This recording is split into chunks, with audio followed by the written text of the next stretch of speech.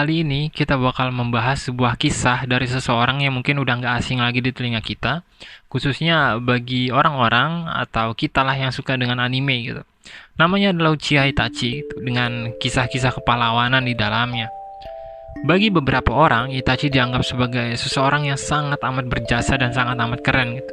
Karena dirinya mengorbankan keluarganya demi kepentingan yang lebih besar, yakni kepentingan desa. Namun, nggak sedikit orang yang justru mengatakan bahwa apa yang dilakukan oleh Itachi itu adalah sebuah tindakan yang keji, yang nggak pantas untuk dilakukan oleh seorang manusia gitu.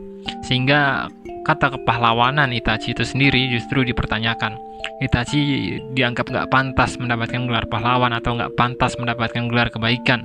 Karena sebenarnya tindakan-tindakan yang dilakukan oleh Itachi itu ya berorientasi pada tindakan-tindakan kebiadaban, seperti membunuh anak kecil, mengkhianati teman-temannya, membunuh orang-orang tua yang mungkin sudah renta, atau bahkan membunuh orang tua kandungnya sendiri gitu. Oleh sebab itu, Itachi menjadi seseorang yang nilai kebaikan dan kejahatan atau kesalahan dan kebenaran di dalamnya menjadi sebuah fenomena yang cukup unik gitu, yang mungkin bisa kita kaitkan dalam kehidupan kita sehari-hari, khususnya ketika kita dihadapkan dengan masalah-masalah yang mungkin mirip dengan dilema yang dihadapi oleh Itachi tersebut. Karena nggak menutup kemungkinan kita bisa dipertemukan dengan masalah-masalah seperti itu gitu. Bisa aja kita dipertemukan dengan masalah-masalah yang menuntut kita untuk memeras pikiran dan perasaan kita hingga kita harus menemukan sebuah keputusan yang dapat dikatakan sangat amat sulit untuk kita ambil gitu. Bukan berarti kita ingin menjatuhkan pemerintah bersamaan dengan keluarga besar kita, ya nggak gitu juga. Intinya kita bisa aja atau memungkinkan memiliki masalah versi kita sendiri dalam kehidupan kita sehari-hari yang jalan keluarnya tuh ya sangat amat susah gitu, karena di dalamnya penuh dilema atau serba salah lah intinya. Oleh sebab itu, kali ini kita bakal belajar nilai dari kebenaran, kita bakal belajar nilai dari kebaikan, nilai dari kejahatan, nilai dari kesalahan, dan nilai dari moral itu sendiri. Well, karena pembahasan utama kita di awal tadi kita buka dengan Itachi, kita bakal meminjam kisah hidup dari Itachi itu sendiri yang nantinya kita jadikan bahan atau teori yang kita kaitkan dalam kehidupan kita sehari-hari. Terlepas dari kehidupan Itachi itu sendiri yang katakanlah nggak nyata atau hanya fiksi, kita nggak akan meributkan hal tersebut. Oleh sebab itu, alih-alih kita mengatakan bahwa apa yang dilakukan oleh Itachi itu sebenarnya hanya kepalsuan, karena hanya nilai-nilai fiksi yang ada di dalamnya gitu, karena hanya kartun ngapain diributin gitu. Ya mending kita berusaha menarik nilai atau menarik filosofi di dalamnya yang mungkin saja bisa berguna bagi kehidupan kita gitu. Dibandingkan kita marah-marah nggak jelas kan. Ketika kita membicarakan nilai moral, yang terpenting di dalamnya adalah tujuan dari moral itu sendiri. Karena fungsi utama dari moral itu ya untuk mengelola kehidupan manusia, untuk menata kehidupan manusia supaya nggak liar gitu, supaya berjalan sebagaimana mestinya, berjalan sesuai dengan apa yang kita harapkan, kurang lebih seperti itu. Kemudian ketika nilai-nilai atau tujuan-tujuan tersebut katakanlah dibentrokkan dengan tujuan-tujuan lain yang dimiliki oleh manusia, maka muncullah dilema moral, maka muncullah katakanlah pertentangan di dalam moral itu sendiri. Mana nih yang bisa dikatakan sebagai sebuah tindakan yang lebih baik? Mana nih yang katakanlah menghasilkan sebuah hasil yang lebih baik?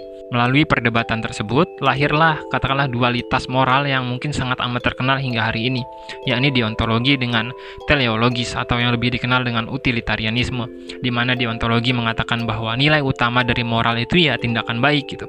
Seseorang akan dikatakan baik kalau tindakan yang dilakukan olehnya adalah tindakan yang baik gitu. Sementara teleologis atau utilitarianisme mengatakan bahwa ya seseorang dapat dikatakan baik ketika hasil dari tindakan yang dilakukannya ya menghasilkan sesuatu yang baik gitu. Nggak peduli apapun tindakannya, kalau memang hasilnya baik, ya orang itu bakal dikatakan sebagai seseorang yang baik. Well, sebenarnya masih ada perdebatan di antara kedua ini gitu. Kali ini kita bakal berusaha menyatukannya dalam sebuah perspektif yang sama yang mungkin bisa kita gunakan dalam kehidupan kita. Ketika kita kembali meminjam kisah dari Itachi, kita bisa melihat bahwa ketika perspektif yang kita gunakan adalah deontologi, di mana tindakan menjadi dasar utama penilaian akan moral, maka apa yang dilakukan Itachi itu ya salah gitu, karena deontologi lebih menekankan nilai-nilai akan apa yang diri seseorang lakukan gitu. Dan Itachi melakukan sebuah pembantaian, dan Itachi melakukan sebuah kekejian yang memang fakta adanya gitu. Oleh sebab itu, dalam perspektif tersebut, Itachi memang dikatakan sebagai seorang penjahat yang melakukan kesalahan atau melakukan kejahatan lah sebutnya. Namun dalam perspektif utilitarianisme atau dalam perspektif teleologis, maka Itachi dikatakan sebagai seseorang yang bisa dikatakan baik karena memang memiliki tujuan-tujuan yang lebih besar dari tindakannya, melakukan sebuah aktivitas yang nggak mementingkan dirinya sendiri, namun mementingkan sebuah kepentingan yang jauh lebih besar, yakni kepentingan desa itu. Bahkan dirinya melampaui kepentingan keluarganya dan lebih memilih kepentingan-kepentingan yang bagi dirinya lebih bermakna atau lebih luas. Oleh sebab itu, penggunaan perspektif kita dalam memandang nilai moral itu sangat menentukan apa yang nantinya kita nilai sebagai sebuah kebaikan dan sebuah kejahatan gitu. Apa yang kita nilai sebagai sebuah kesalahan dan kebenaran. Karena baik deontologi atau utilitarianisme atau teleologis, nggak akan memiliki makna sama sekali jika keterkaitan antara keduanya hanya sebatas kepentingan diri seorang individu gitu. Hanya kepentingan ego atau hanya kepentingan hasrat pribadi. Keduanya akan sangat amat bernilai ketika kepentingan utama yang diperjuangkan adalah kebaikan atau kepentingan-kepentingan dalam lingkup sosial gitu yang melampaui kepentingan diri kita sendiri sebagai manusia. Karena seperti tujuan dari moral itu sendiri ditunjukkan untuk kepentingan masyarakat, bukan kepentingan seorang individu. Di sisi lain, kita sebagai manusia adalah makhluk yang nggak mungkin pernah bisa lepas dari konflik. Yang bisa kita lakukan adalah meminimalisir konflik itu sendiri atau melakukan sebuah tindakan-tindakan yang berusaha semaksimal mungkin meredam konflik yang memungkinkan untuk tercipta. Ketika perspektif yang digunakan adalah perspektif non-konflik atau katakanlah contohnya ketika kita memandang kisah Itachi, kita mengharapkan agar nggak terjadi konflik di dalamnya, ya mustahil gitu, karena yang namanya konflik itu bagian dari kehidupan manusia. Bahkan ketika kita sebagai manusia katakanlah menghapuskan nilai kemanusiaan atau menghapuskan keberadaan kita sebagai manusia, kemudian kita melihat atau menatap lebih jauh di dalam kehidupan alam yang kita sebut sebagai kehidupan yang harmoni di dalamnya, justru ditemukan banyak sekali konflik gitu antara mangsa dan pemangsa, antara tumbuhan yang hidup di dalam tumbuhan lain, antara benalu dengan inangnya dan lain-lain gitu.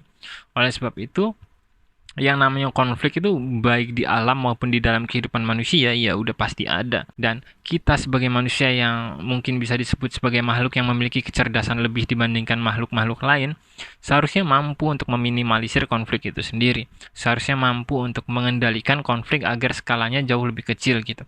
Dan hal tersebutlah yang berusaha diperjuangkan oleh Itachi ketika dirinya sadar bahwa konflik yang terjadi akan jauh lebih besar ketika dirinya tidak melakukan tindakan tersebut. Situasi tersebutlah yang kemudian menjadikan Itachi sebagai seseorang yang melakukan tindakan yang bisa disebut sebagai sebuah tindakan yang baik, yang kemudian menyebabkan Hashirama Senju sebagai Hokage pertama pun memuji Itachi sebagai seorang shinobi yang hebat gitu.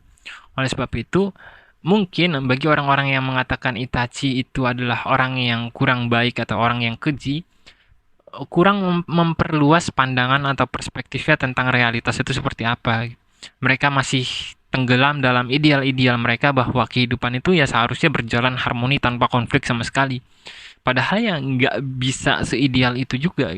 Pada faktanya, konflik itu ya memang benar-benar bagian dari kehidupan manusia dan cara kita menghadapi konflik adalah berusaha mengendalikan atau berusaha untuk mengontrol konflik itu sendiri, bukan dengan berusaha menghapuskan dengan impian-impian atau hasrat-hasrat yang sebenarnya hanya sebatas pemikiran utopia di dalam kepala kita gitu yang nggak sesuai dengan kenyataan. Sebenarnya kalau dibilang saya mendukung tindakan Itachi atau enggak dengan berat hati atau dengan ketidakbermoralan saya mungkin dalam perspektif tertentu, saya mendukung gitu karena memang dirinya melakukan tindakan tersebut atas alasan-alasan yang mungkin jauh lebih besar dari egonya, jauh lebih besar dari kepentingan keluarganya, yakni kepentingan desa di mana ada lebih banyak anak-anak yang hidup di dalamnya, ada lebih banyak orang tua yang hidup di dalamnya gitu.